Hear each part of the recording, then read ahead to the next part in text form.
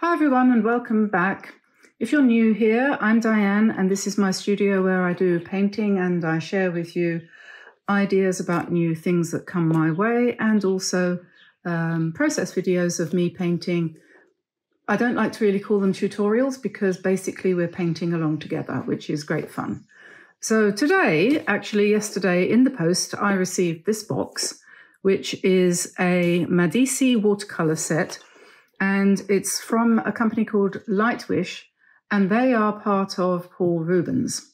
So we all know about Paul Rubens and all their paints, and Mei Liang, which is also Paul Rubens, and they have excellent paper, which you can get online from Amazon, which I've used quite a bit. But I haven't had these paints in my hands before. So I was quite interested to open them and find inside something that looks a lot like Kuretake paints. It has to be said, this is from China and Kuretake is from Japan, and say no more. So I'll just take the plastic lid off. And all these little pans are here and they're all separate and they're all set into a flock covered plastic framework here, which is possibly a slight improvement on the way the Kuretake ones are presented in the box that they come in. This remains to be seen. I think it's probably going to get mucky quite quickly. This is, feels like velvet, and it's just sprayed onto the plastic. But anyway, so we've got 24 colours and a bunch of brushes. Now I have to say that at first glance, I'm not going to say these brushes look terribly good. I think they aren't. But I haven't used them yet. They look as if they're going to struggle to find a point, but we'll see. I will give them a go and we'll see. But if I change away from them and go to my own brushes, my normal brushes fairly quickly, don't be surprised. I have a feeling these are not going to be the best brushes, but we'll disregard that because really it's irrelevant. Everyone's got their own brushes and a lot of you will have my Craftamo ones, but anyway, so yes, I'm not impressed with the look of those. They feel cheap and they're not impressive, but the paints look like they're going to be great. So what we're going to do today, first thing I'm going to do is quickly go through the colours and do some quick swatches on some medium watercolour paper so that I know what I've got in this box. And then the next thing I'm going to do after that is I'm going to try to reproduce, or at least start from the same kind of idea, a painting that I did a while back when I was still coming to get to know the Kuretake paints. So it seems a fair thing. This is it. This is how it ended up. It was, the colour's not very good. Our printer's running out of ink, but it's enough to give me a guide. It was an abstract floral, and I'm going to do something along those lines and to give a fair test, to compare the vibrance of the brightness of the colours. So I shall use, to do the swatching, I don't want one as big as that. I think I'll use this one. This is one of my Craftamo brushes. This is a size 8 filbert. And, oh yeah, I should show you those while I'm talking about the brushes. This is the set. I think there's still a few left. We did a second run of them, and I think there's still a few left. So if you fancy a box of these, this is it. We have a 1-inch flat, and we have a cat's tongue, and we have a nice mop. And then we've got a large, a medium, and a small, long, round. And I use these all the time. You also get this lovely presentation box and a print that you can frame. And I have framed that, and it does look nice when it's framed, just a poppy painting. So I'll pop those out of the way there, having mentioned that. And we'll begin to do some swatching here. So on the inside of the box lid, we have an area here where you can also put the colours when you're swatching. So I'll probably do some on here where I can bleed them out. And then I'll put some here too. I'm not going to bother with the white. We all know what white is, don't we? So you might not be able to see that very easily, but hang on a minute. Well, that'll have to do. I can't move my camera at the moment. I'm not set up to do that. So I'll tell you what I will do though before I go any further. What I always do with these paints is spray them with a little bit of water before we start. so that they're all activated and ready to roll. And wouldn't be surprised if these are in the wrong order because they had fallen out. So we should check that. What's this one? Nothing underneath. All right, well, that's an interesting start. That looks like blue to me. And I think black. That looks like black. What's this? Yeah. Okay, so, well, we'll see. I think that might be black. We'll see when we get there, won't we? Whether they're in the right order or not. Okay, so yellow.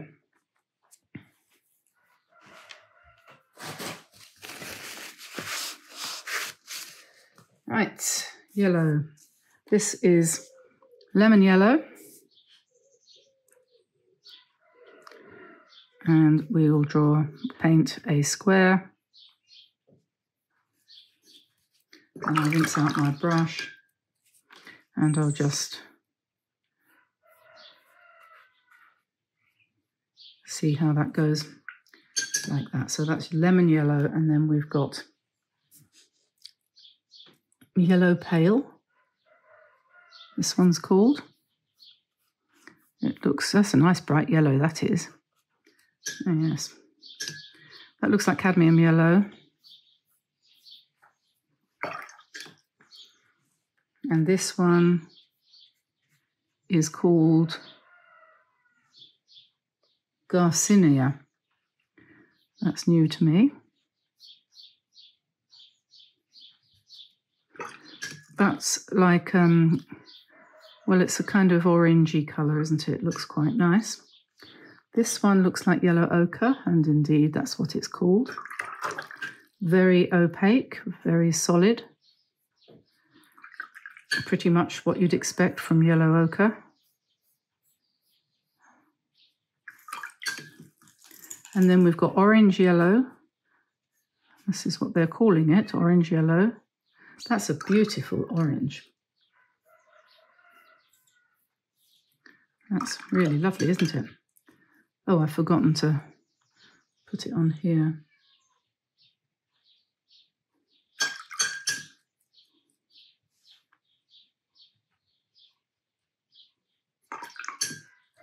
Garcinia.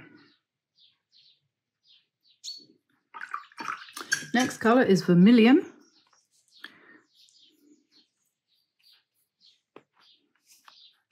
My first impressions of these colours is that they are super bright and blend well. That's vermilion. And then we have scarlet. That's this one here. Beautiful red.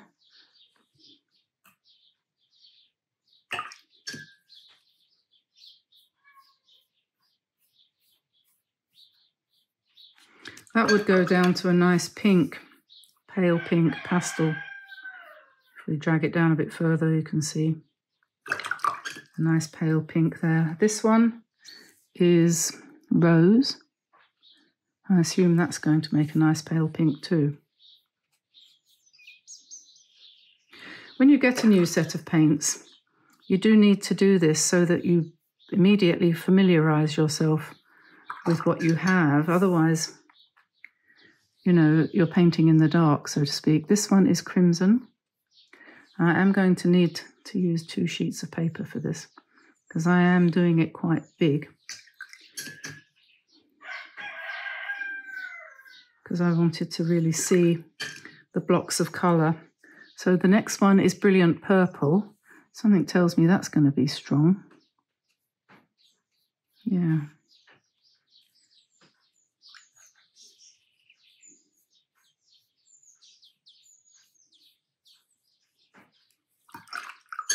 Okay, so there's the first 10, 2, 4, 6, 8, 10, and I will label those. I'll put that over there and get another sheet of paper.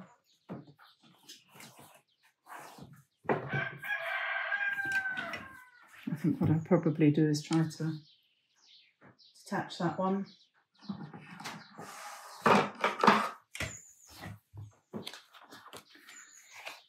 To take your sheet of paper off of the block, I tend to use, this is an old fish knife, and you can just slide that down in the gap that's at the top of these pages, and then just work your way around like that. It's the best way I've found. I use a butter knife or a fish knife. It's blunt, you know, there's no chance of you cutting yourself on a fish knife. They're completely blunt, and that does the trick. You could also use one of these. This is a bone folder, and it's used for folding creases into paper, but you could use that. Or if you're lucky, Meaden might have sent you one of these, which is their patent tool for separating pages on a block. So any one of those will work. You can use your fingernail as well, but it's a bit risky. Okay, so that's the first 10. Now I need to fit 14 on here. I'm going to try to do 7 in each row so I can fit them all onto this sheet of paper. So the next one is burnt sienna.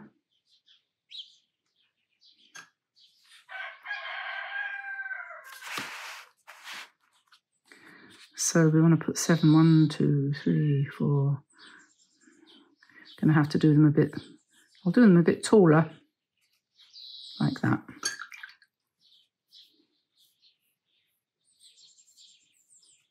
It's burnt sienna. It looks a little bit on the opaque side, that one does.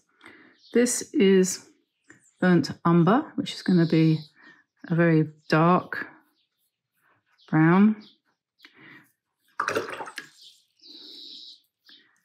Very useful colour, burnt umber, for mixing to make things as near to black as you want to go.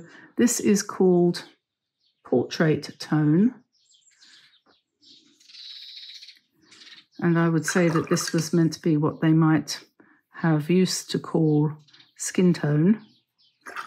Those three look nice together, don't they? This is green pale.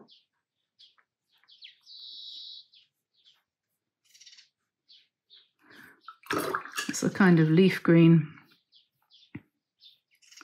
and that will modify nicely with other colours to make various different shades of natural green. And this one is sap green. 1, 2, 3, 4. This is 5. I'll keep that quite thin. I'm going to get 7 on here.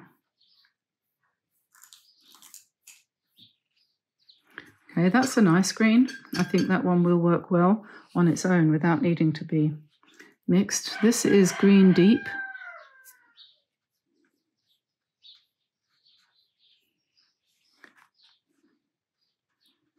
That's more of a sort of deep turquoise or teal colour, isn't it?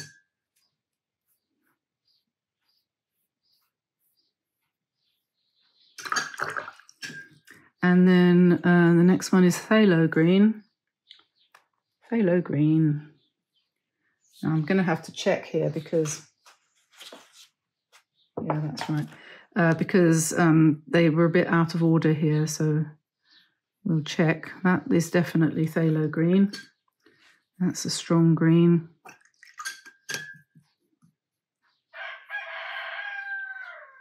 Looks very synthetic, doesn't it?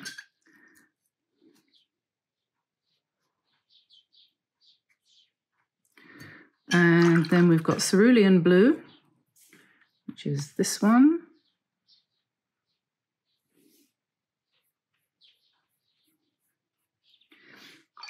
If these are a sort of Kuretake Gansai Tambi type paint, then you can expect them to be, and they are not ashamed to say, that they are somewhat opaque. And there's nothing wrong with that. This is cobalt blue. These two make good sky colours, I think.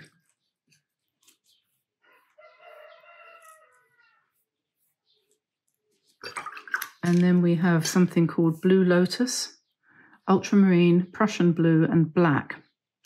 So I'm hoping this is black. Yes, right, so we'll go to the black. and I'll try to figure out which one is which, because I know these have got out of order. Oh, I missed out the white, so I've got plenty of space actually, didn't I? So I've got plenty of space. I've only need 6 colours on this one.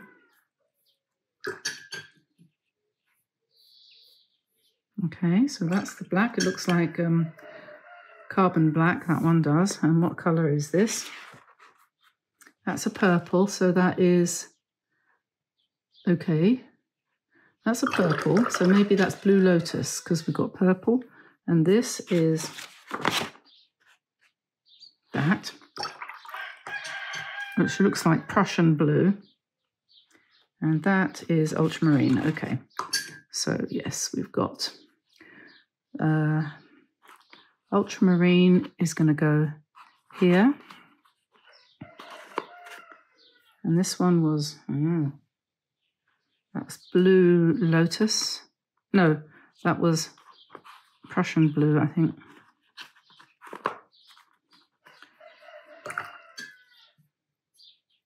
Okay, so we know this one's ultramarine. Definitely.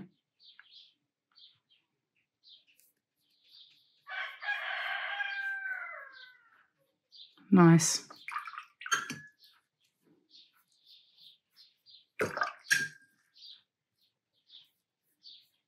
Another sky colour. I always think that the sky in England is ultramarine. Ultramarine is a granulating colour, as you can see. It's obviously starting to granulate, as opposed to this cerulean, which is not. And then we've got, I think this is Prussian blue, which is similar to phthalo blue. We've got phthalo green, but they've given us Prussian blue instead of phthalo blue, but that's fine. It probably is the same pigment. And then 1, 2, 3, 4, 5. I've only got one more, so I'm a little bit messed up in my spacing. And this, they're called, I don't know what that is.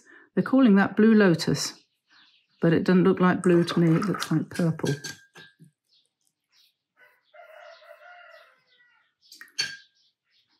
Anyway, it's a useful colour, whatever they call it. So when they're dry, I'll write the colours in, and then I'll have a reference so that I will know exactly what I've got. And, oh yeah, I should just, I'll fill those in. That's Prussian blue. And this is this one, whatever that is. So we've got that, as well as a sort of handy reference. So there we are, Madisi Nano watercolor, 24 colours, duly swatched out. And let's put this out the way, and I'll keep those handy. And I'm going to switch to a larger sheet of paper, and we'll put the paints to one side like that. Yes, that's just about going to work. Okay, the other thing I'm going to use in this, and I did in the one that I'm going to be sort of working from, is my Derwent Inktense set. And they're getting a bit short. It's starting to show, isn't it, that I'm using them. But I used them then, and I'm going to use them again today on this painting, like I did in the one that we just did, the landscape that we just did last time. So these are not watercolour pencils as such. They are pencils with a kind of solid ink instead of the normal kind of whatever it is that they put inside watercolour pencils. People are saying quite sort of vehemently, it's not a watercolour pencil, they are ink. Well, if that makes any difference, I don't know, but they seem to work in the same way, but they are more intense. So it's all in the name, Inktense. They are ink and they are intense. So that's great. So I've got my basic set of 12, which I'm going to use. I've also got a few others which I've put in this box here. And I've also got, as well as a few more of the intense, I've got this Derwent Graphite tint in Ocean Blue and Aubergine, which are nice colours for a little bit more subtlety. I'm not sure if I'll use those today. I spent a happy half hour yesterday rejuvenating this very, very old box. This used to belong to somebody. They gave it to me, and it was covered in scribbles from some child that had been using a crayon all over it. So, and on the inside, it was really rough and tatty. So I took the photocopy that I'd made of my shells the other day and used some Mod Podge and rejuvenated the inside, and it looks so much better. I'm so pleased, so proud of myself. And then this gold stuff, this gold edging, I rejuvenated. That's what it was like before, only it was much more battered and beaten up. And I used something called gold finger. I don't know if you've ever come across this before. I found it in my studio the other month, and I've used it a couple of times when I've been doing upcycling stuff. You just open it up, you take some out on your finger, literally, and rub it into whatever it is you want to make go gold. And it's absolutely fantastic. And when it's dry, it's permanent. So it's great fun. You can get that from Amazon if you want. I'll put a link in the description below. So that's going over there, my box with my crayons in. And let's get started. Oh, I'm going to be using a cat's tongue brush today from my set of Craftamo brushes, which I mentioned earlier. Just so you know, but you could use anything you like. I'm using Meaden cold press 100% cotton watercolor paper. I could be using anything though. Don't feel obliged that you should purchase anything on my account. You go ahead and use whatever you have to hand. And so then I'm going to I have this photocopy, like I said, of the process that I used before, and I'm just going to use that as a starting point, and I don't expect that the painting will turn out similar or anything like that, but that's fine. We're not going to try. I just want to start from the same place, you know. And I've also got my swatches there, so I know which colours are which.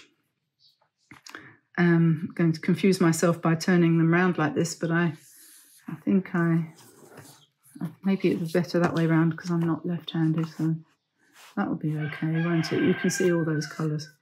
So let's get some clean water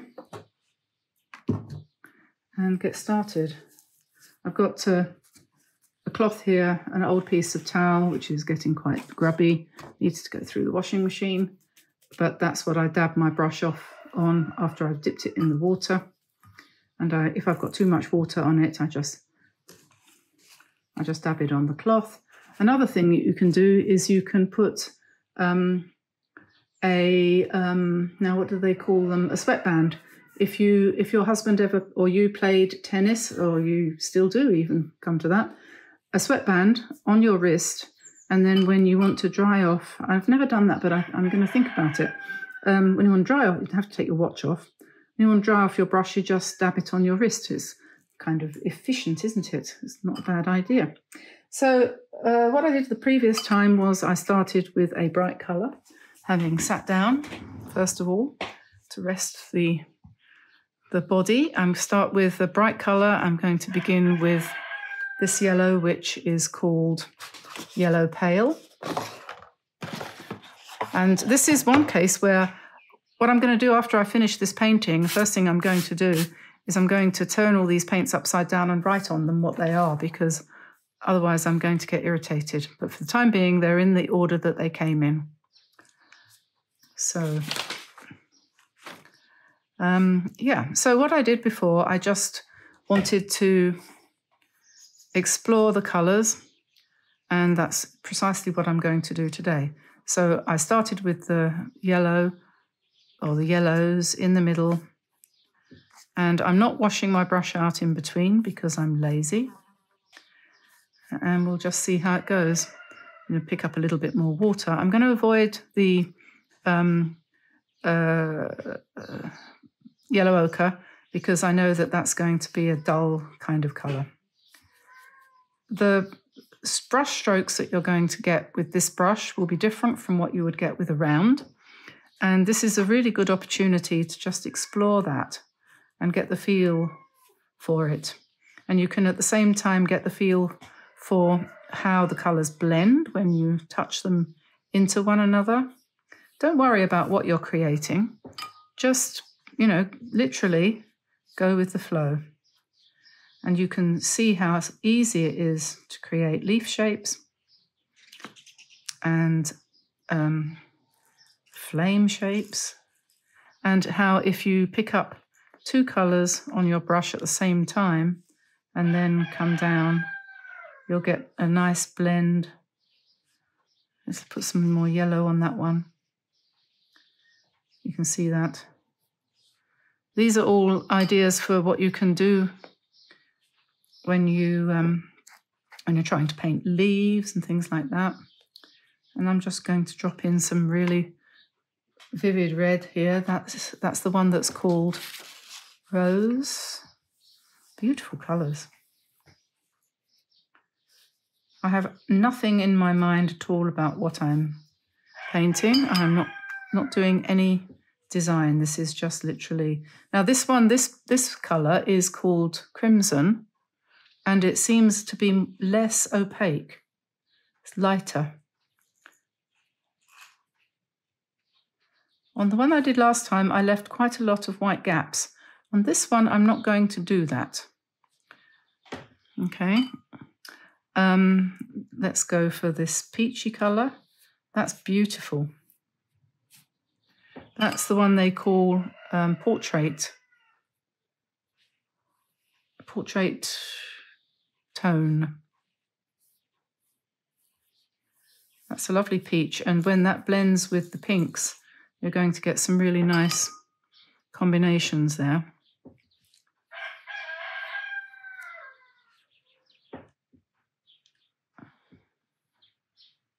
It's a wonderful way of exploring the spectrum of colours. I'm going to put some purple in at the end here.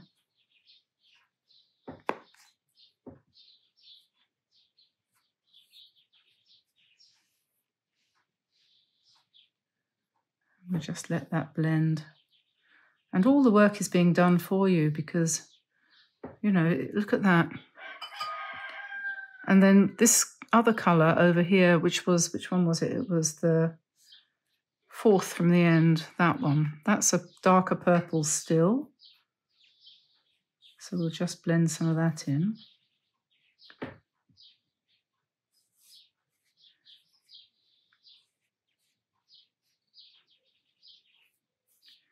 Then I'm going to go back to the other purple, I think, and to the pink, which was this.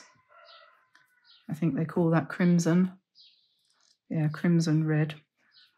What they call these things and what we would normally think of them as being are not necessarily the same.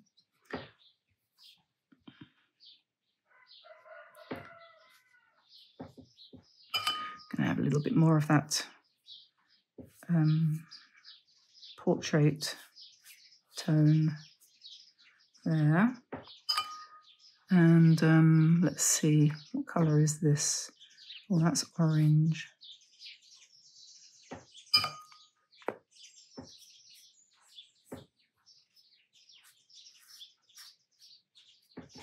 I'm going to go back to the yellows now. So I will clean my brush there for a minute. And I'm going to go back to the lemon and just kind of integrate that a little bit.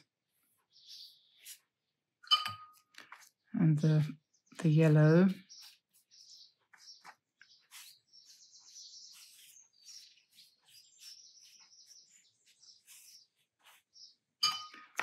So we're basically painting a background, aren't we? We're doing a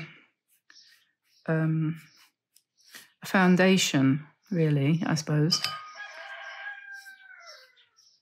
A foundation of colour that we can then pick up something from. I mean, you could go over the top of this with lots of blacks and maybe gold. I was thinking of using some gold, and I think I probably will.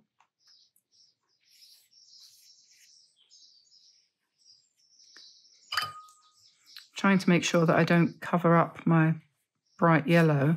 So I'm going to bring some more in up here because I don't want to lose that light.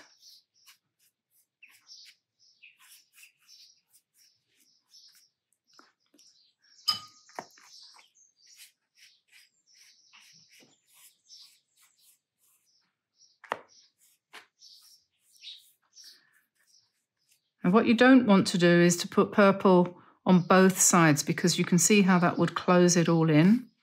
So we'll concentrate on trying to keep this side nice and light with the oranges, the sort of the flames, if that's what it is. And there's some colours I haven't used. I haven't used any blues or haven't really used any browns, although I might consider, yeah, I might use a little bit of the burnt sienna here, perhaps. Let's try that out a little bit. I don't want this to be earthy, really, so be very careful about burnt sienna, because that's very much an earth colour, isn't it? So we'll go back to the oranges up here to keep it light. And we're getting, oh, there's a little hole there. Getting to the end, and then what we really need to do at this point is to just let it dry of its own accord, to give it the right opportunity to blend, for the colours to blend. If you're in a tearing hurry, you might decide to use a hairdryer. But what I'm going to do is I'm going to go make a drink, and then I'm going to come back when it's probably nearly, it's going to be nearly dry. So I'm just going to leave that for the minute.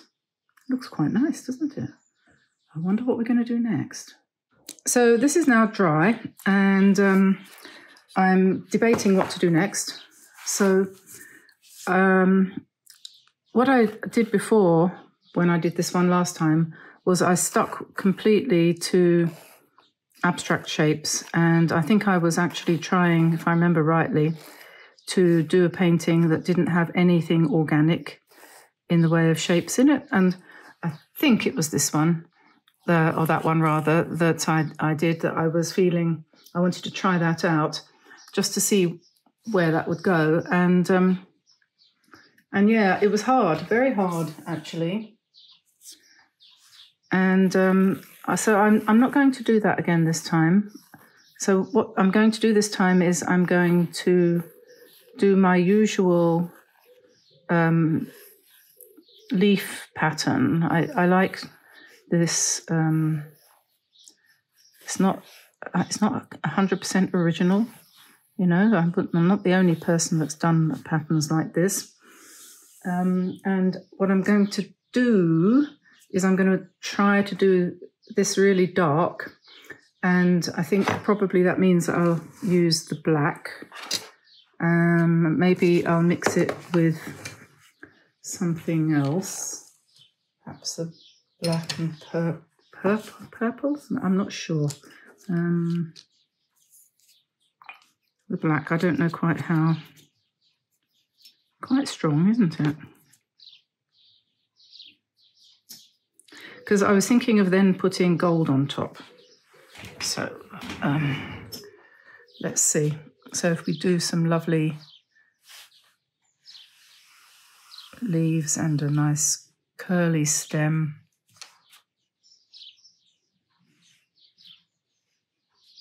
This is a test for the opacity of the colour, because like I was saying,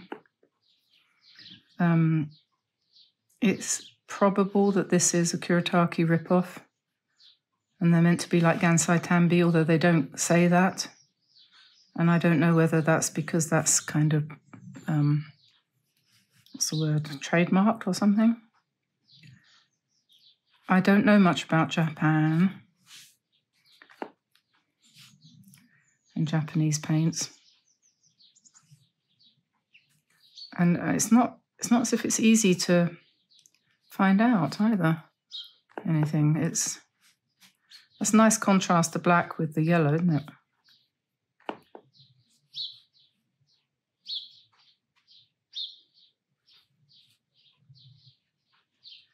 I'm not going over my lines exactly that I drew in pencil.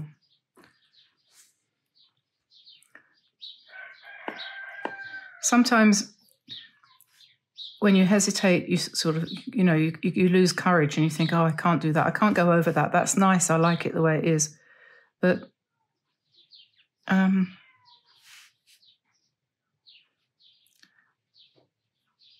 But then when you finally do, you think, oh, yeah, I don't know why I hesitated there. And you can grow it. You know, you can always make the leaves bigger. If it doesn't come out the shape you want, make it a bit bigger. I'm going to mix a little bit of blue, purple in with this, just because. So it's a blackish purple colour. It's probably best to do the stem first.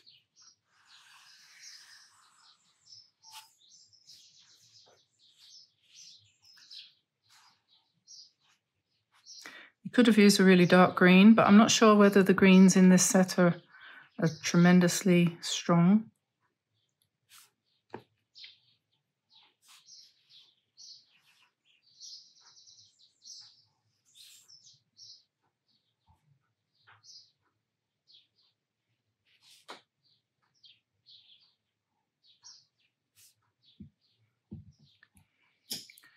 And I'm not sure what I'm going to do after I've done this bit either.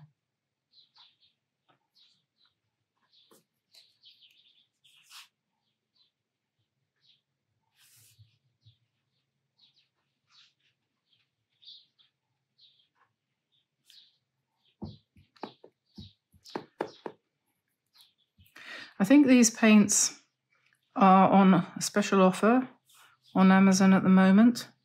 I haven't actually looked, but someone told me that she'd just bought a set and that they were only around about $20 or something. And she got a coupon. I don't know how coupons work in America. I'm not sure how do the coupons come and you can use it for something else? Or do you use it on the thing that you're buying? I don't quite understand that.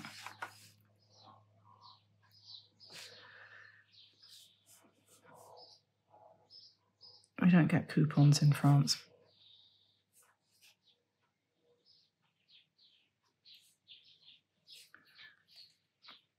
Or maybe we do. Well, I suppose we do, actually, but it's not the same.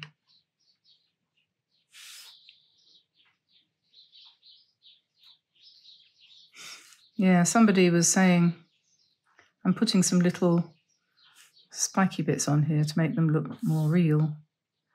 Somebody was saying, oh, didn't realise that you couldn't get, you know, affordable products in Europe or other parts of the world. And it's not that you can't. I don't want to sound like I'm whining about how awful it is to live in Europe, but Europe is not one country. As Americans are often very quick to point out about America, the States is divided up into areas which have a lot of their own laws. Well, you believe me, it's Europe is not one country. And what happens in France, even in one part of France compared to another part of France, you know, it's not uniform, and the health system is not free, I would like to point out. In England, it's free at point of delivery, but you pay for it in your taxes all your life, and you pay quite heavily. And here, it's not free, and it's not free at the point of delivery either. You have to have a special insurance policy for your healthcare here. You pay for it in your taxes, and then you have to have what they call a mutual insurance policy, which means you pay some extra. And the healthcare here is probably about as good as it is anywhere, but no better. And unfortunately, the part of France where I live and many other places has been actually officially designated a healthcare desert because we have so few doctors and dentists, and our hospitals are under threat as well. So that looks nice, doesn't it? Quite happy with that. So that's a good start. I think probably what I need to do now is dry it. So I'm going to let that dry for a second. While that's drying, I'll talk about this, which is a product by Schminke, the German company who make very nice watercolor paints and oil paints and other things as well. And this is called AquaBronze, and if I remember rightly, this jar was, I don't know, something around $20, something like that. But there's enough gold powder in here to last you for multiple lifetimes. And the way you use it is, look, see, it's a powder. The way you use it is you take a not terribly good brush and you just dampen it and you pick up some powder on your brush like that. Put that in a little dish and you add a drop of water and you mix it up. And it's very easy to do. You can add a bit more until you get the consistency that you want, and you can keep on adding water. You could add it using a spray bottle or a dropper, you know, a droplet blip, blip, blip thing. What do you call those? A dropper, I think. And yeah, so you mix it all up fairly thoroughly. It doesn't take forever until you get the texture you want. And this is an alternative to having or using the starry colours or the other ones that you get in palettes. You get lots of metallics these days, can't you? And I'm just looking for something that I can try this out on. Excuse my shoulder. All right, I've got a little piece of ordinary paper here. I could try it out on some coloured paper, actually, which I will.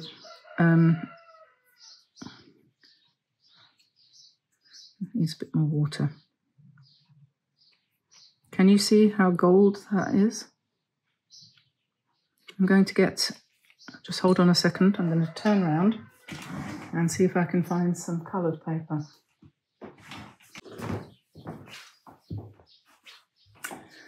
Right, yes, this is something called Paint On. It's from Clairefontaine, and in it there are various colours. As you can see, there's a sort of denim, they call it, and there's a lightish white grey, darker grey, ecru, and black. And the reason I have gone and fetched this is to see how this paint works on black paper, because I haven't tried this before.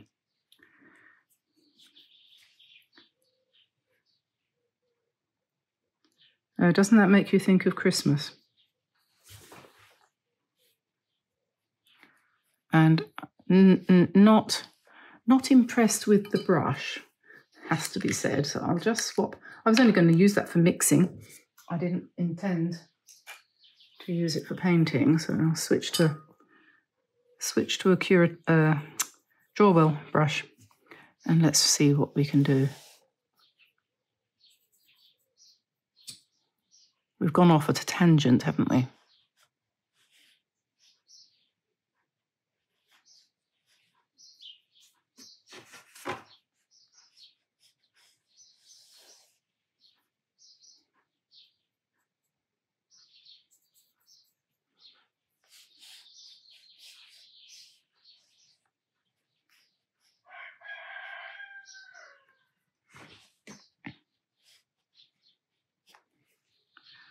This would make a nice design, wouldn't it? For a simple card.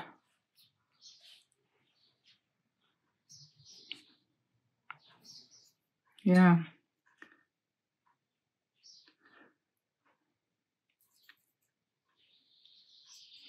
It's very organic looking.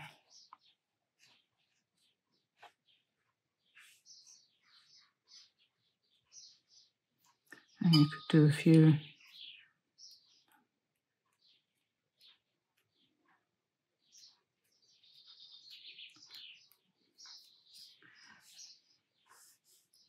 Yeah, there's plenty of scope here. This black paper's lovely, isn't it? Okay, so there we are. That was fun. So that's this gold. It's called bronze, AquaBronze. And then the alternative, of course, is the good old days, you know. we have the other two things that we can use, which is Coliro Gold and Silver or the Kuretake Starry Colours, or you could use a gold pen or something like that to embellish if you wanted to. So I'm just going to put the hairdryer on this for a minute. Okay, so that's dry, and now what I'm going to do is I'm going to go to the Inktense pencils and push things out of the way here a little bit so that I can let you see them. There we are. And on the other side here I've got my gold, I've got the Coliro Pearly Colours, which I'm going to use. And so what you can do is, there's lots of things you could do. This is, I need a piece of paper to practice on the back of, really, not that one, this one. I did this as a swatch, but I think I'm going to try it out with the pencils on top so I can see what happens. So if I put the Derwent Inktense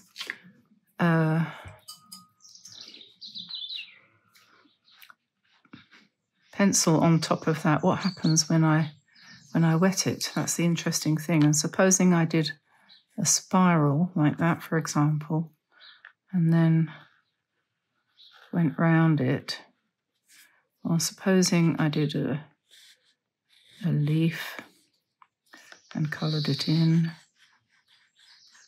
what would happen?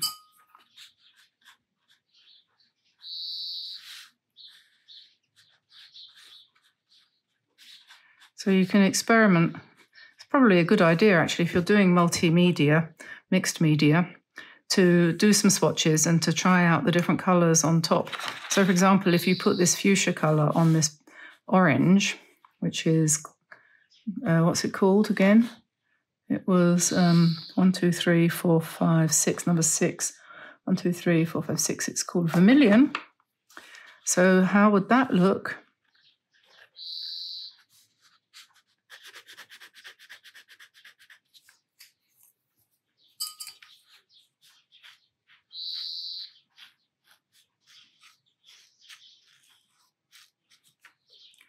Interesting, isn't it? It looks completely different from this, the same colour. And then if we did it on, let's say, orange, doesn't that look brown? We wet it and it comes up to the purple colour.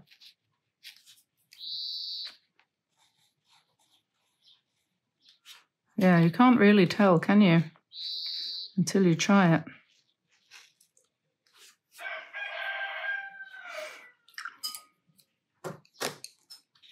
So, and then if we tried a different colour, what's this one? That's black, so that's not going to be terribly exciting. What about this sea blue? If we try a sea blue on here, what do you think we're going to get?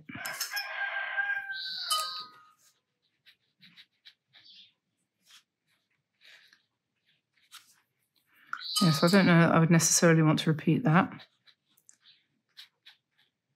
Although it might work for shadows. I suppose it depends what you want to do with it, doesn't it?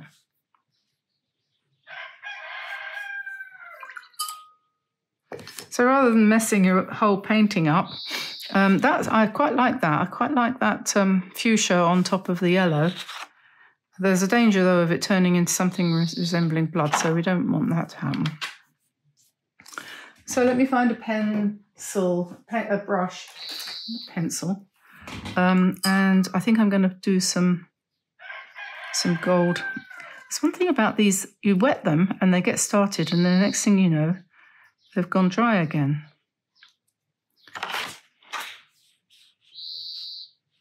Okay, well, let's see how that works. I'm just going to do some veins on these leaves.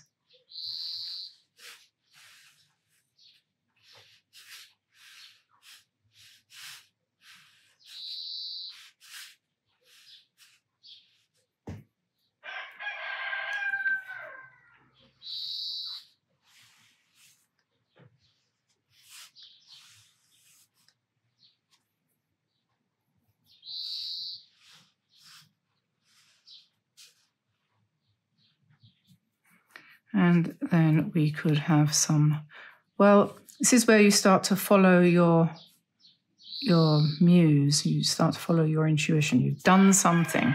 So then the very next thought that comes into your mind, not necessarily formed, not necessarily complete, but the next thought that came into my mind was berries. So we have some golden berries there. And the next thought that comes into my mind is, yes, that's all very well, Diane, but if you've got golden berries on one side, you need golden berries on the other side. So I'm going to put some more over here. And then I realise that my little twiggy bits here kind of indicate the sort of idea of berries growing off the side of the plant, which is kind of cool because they do, don't they? So then we could extend that and put some closer in here, couldn't we? We have some little sort of clusters. And then probably because of that, I might want to pick up a bit more black from my set over there and just attach those like that. And these ones too need stems.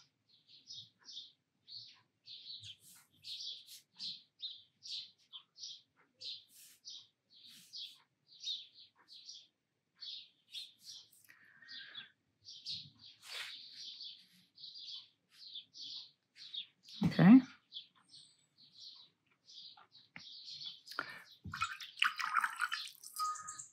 Okie dokie. So now the next thing, I do want to use these. So let's see how this looks on the yellow. Yeah, okay. Let's say that's okay, and let's bring something up behind here.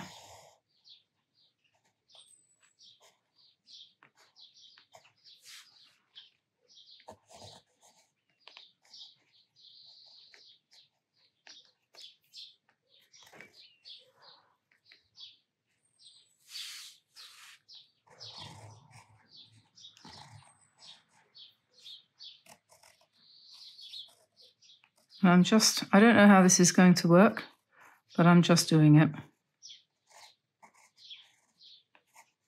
A bit like this morning when I was making soup. Every day I make a pot of soup for lunch. Literally every day. All through the year we have soup, homemade, obviously. I don't buy any ready-made food except gluten-free bread, which I shouldn't buy, but I do, because it's the one convenience food. Oh, well, that and rice cakes. It's the one convenience food that I have. I'm going to just wet some of that and see how that goes. Not all of it and not completely, just a little bit to give it a bit of looseness. What was I going to say? Yeah, so I was making the soup, and I don't know what we're going to have in the soup today. We do all sorts of things. We have vegetable soup, we have lentils, carrot and lentil, tomato, and red lentils quite often. But today I thought, oh, I think I'll use some of this frozen broccoli that I've got. So I've made a cream of broccoli soup, and it's only got onions, garlic, and broccoli, and a good hefty dollop of cream in it, and so far it tastes lovely. Yes. Right, I'm going to put some, what am I going to put? I don't know. What does the pencil want to do? You can never tell, can you? Pencils, they have their own mind. Anyway, so I wasn't sure how it was going to turn out, you see, that's why I was wittering on about my soup, because I thought, only one vegetable, that might be a bit dull. But it's okay. So we have that for lunch with a toasted sandwich usually. Toasted cheese sandwich done in my George Foreman toaster. And some salad. And that's how I keep my sylph-like figure. Haha. Can you be sylph-like at 70? I think that would be a good name for a channel, wouldn't it? Sylph-like and 70. Better than some of the things that are out there.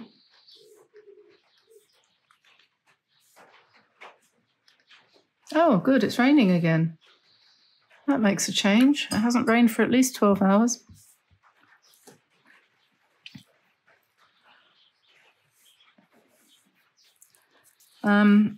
Okay. So I'm going to put a darker line underneath so that it looks a bit more deliberate.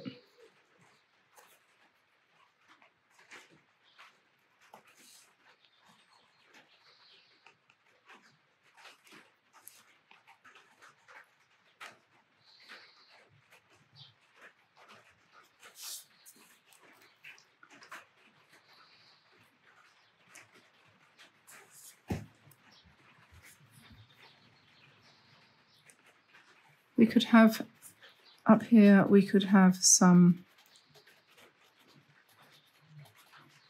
just areas of increased texture.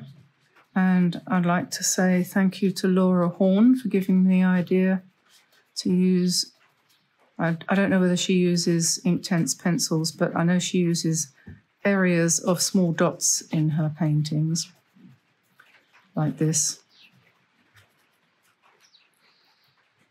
So, with no particular place to go.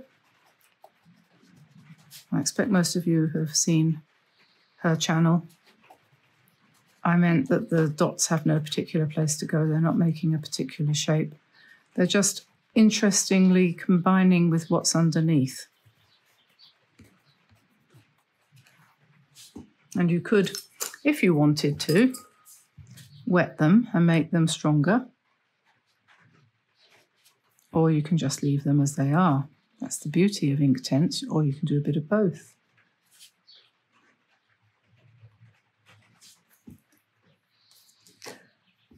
And what next? Something obviously wants to go in the middle. And what? I'm not quite sure.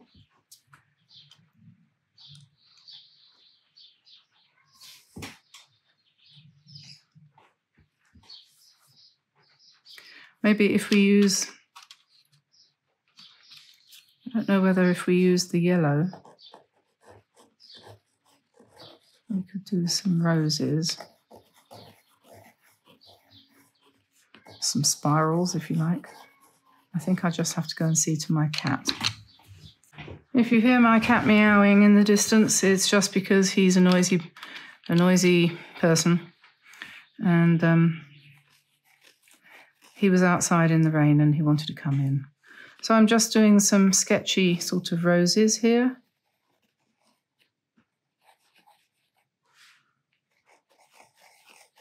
In the background. This time I'm using poppy red. They're sort of kind of wonky spirals, I suppose.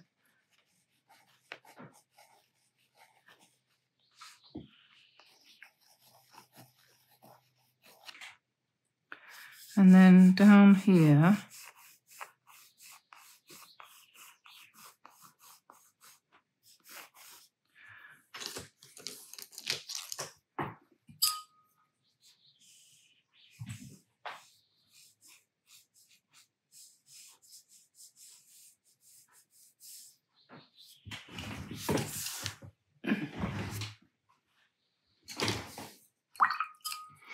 don't know what will happen if I wet them.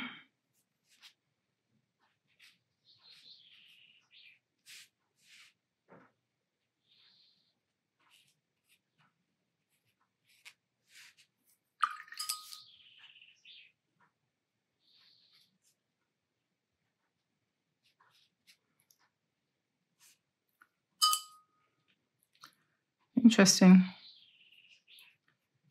You can get lots and lots of variation in your painting by doing this.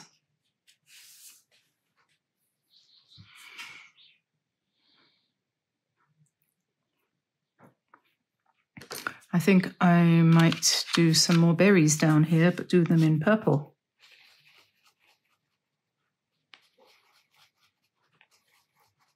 And I can use the black.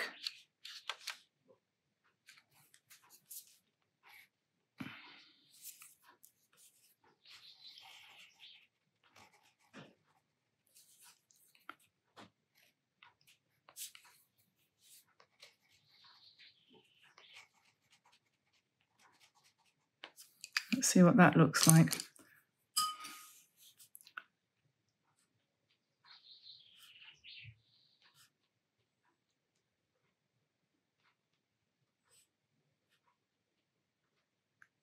It's all very experimental, isn't it? That one's a bit of a mess. I might be able to dab that out.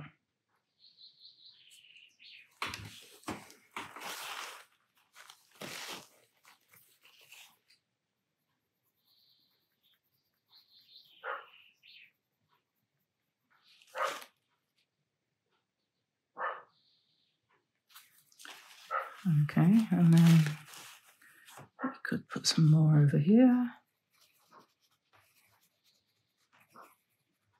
Could just have some big circles, sort of like echoes of berries, like that.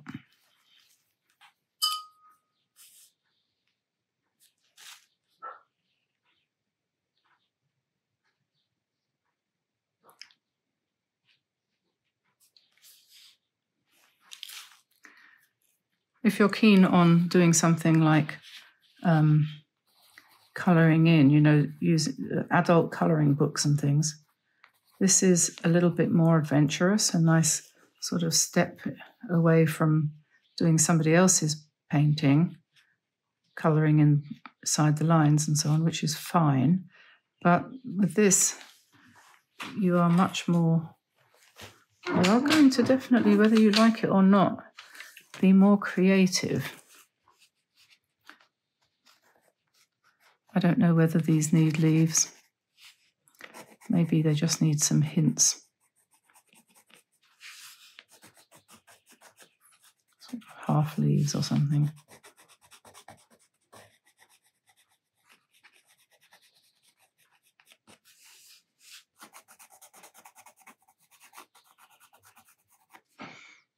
I think the main thing really is to not compare yourself and your work with anybody else's, and just go ahead and do it and know that you're doing it because you're bringing a little something, some positive energy into the world.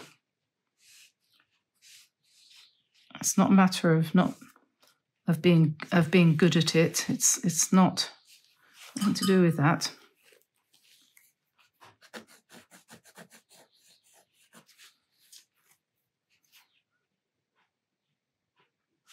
For goodness sake, don't compare yourself with anybody else. Right, now, what do I do next? I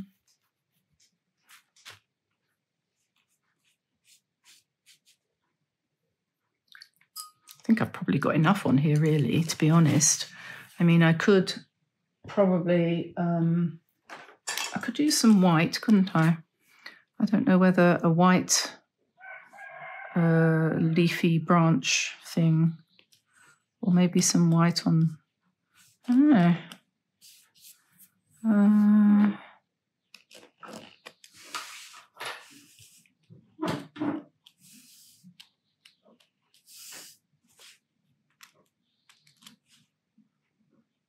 I'm not sure that that's actually adding anything to it.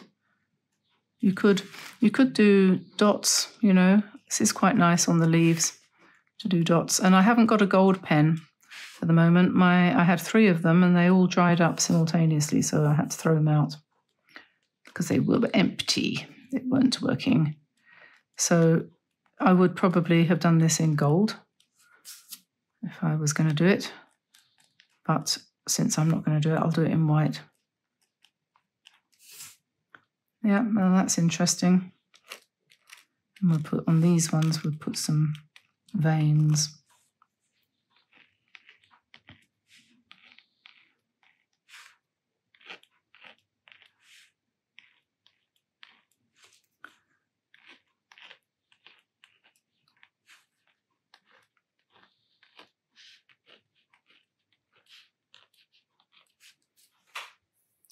I think I need something dark in the middle. Just looking at that, I think I probably need something, another one of these in the middle. So let's go back to the paint and pick up a bit more of that black. It just looks like it's got a bit of a hole in the middle all of a sudden. So let's do some various sizes.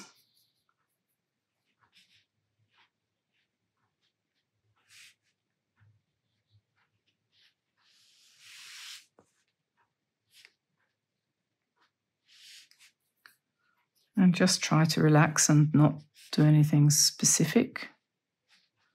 I don't know how many times I've said that.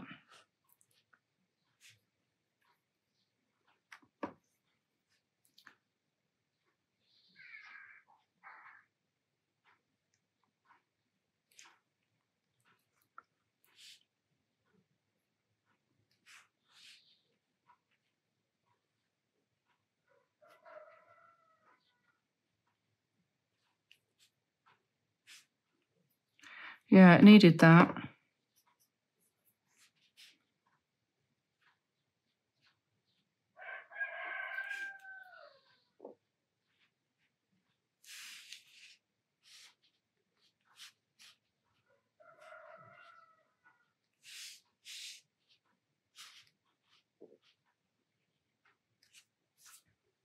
Didn't it? I think so.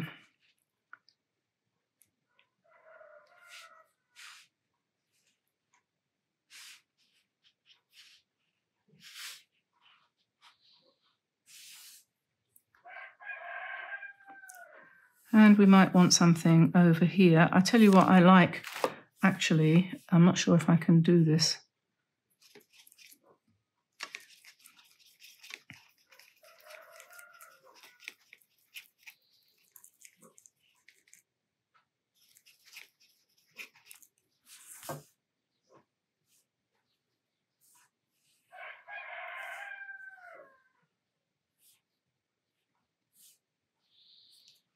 Yeah, some unfinished circles, so you can...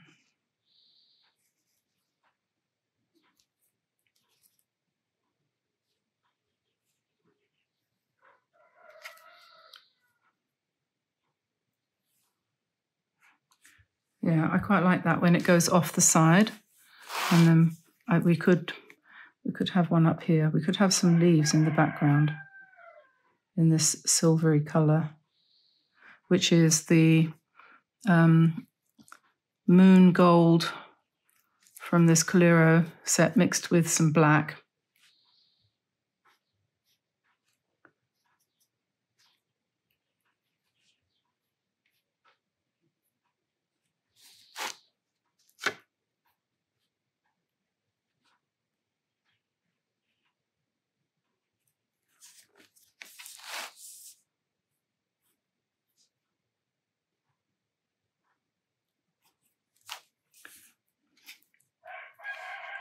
Yeah, so we'll put some up here as well.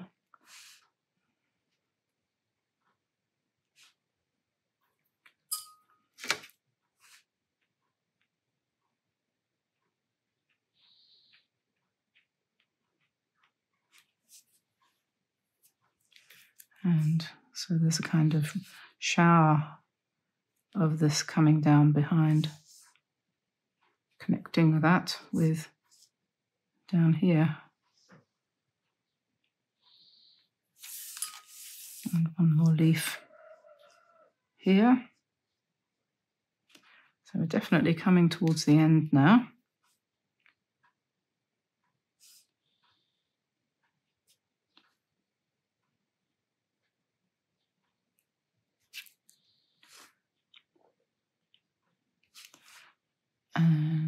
think. This isn't quite dry yet, but still we can just put some veins in.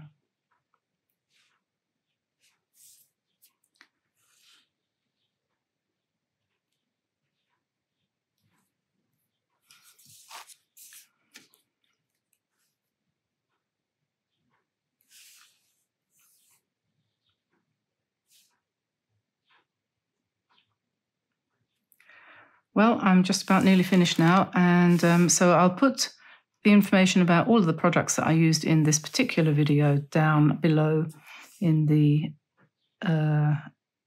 description below. And if you enjoyed this, please don't forget to give us a like and subscribe. Turn on notifications. Don't forget to turn on notifications. Everybody does. I do. I always forget when I sign up to a new channel. 9 times out of 10 forget to click on the button that says notifications. It doesn't actually say notifications, it says something like all. But unless you do that, you don't get notified. And so that's a problem. So if you can remember to do that, that's useful. You'll know when a new video comes out. But otherwise, we usually have a video on Tuesday, Thursday, and Saturday. And our newsletter, which you can sign up for if you go to our website, dianeantone.com, sign up to receive our newsletter, which comes out every Saturday or Sunday. Sometimes it's later because of the internet or something that gets in the way. But we have all sorts of interesting information in there for you to enjoy. Some inspiration, some ideas for things that you might not have found that you need. And, I don't know. Oh, and also, at the moment, I've just listed a whole bunch, I think about a dozen of my paintings that I've done over the course of this year so far on Etsy. So if you go to Diane Antone Studio on Etsy, you'll see them there. And they're only $25 each. Sorry, £25, which is, I don't know, $30 or something, plus postage. And you might find something there that you like.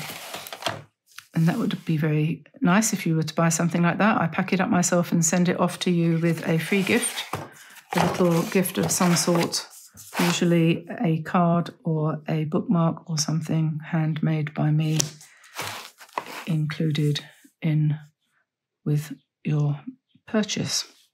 So, yeah, take a look on our Etsy shop, if you wouldn't mind. You remember we did a lot of paintings earlier this year that were the challenge. Quite a few of those I've listed. And some of them have already been sold, but there are quite a lot left.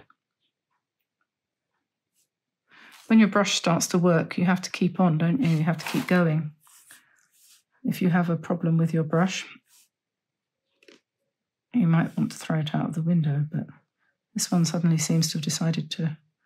So it's something to do with a warm-up, you know. They always say you should warm up before you start painting, and that's partly because you need to warm up your gosh darn brushes. It seems. Right. I think I'm done. Yes. I'm going to stop here and I'll let you go, and hope you did enjoy that. And let me know in the comments below what you think. And I will try to reply to as many people as I possibly can. There we are, it's nice and bright, isn't it? As far as these paints go, well, you can judge for yourself. Are they bright? Are they vibrant? Are they beautiful? Are they easy to use? I think so. What do you think? Let me know in the comments below.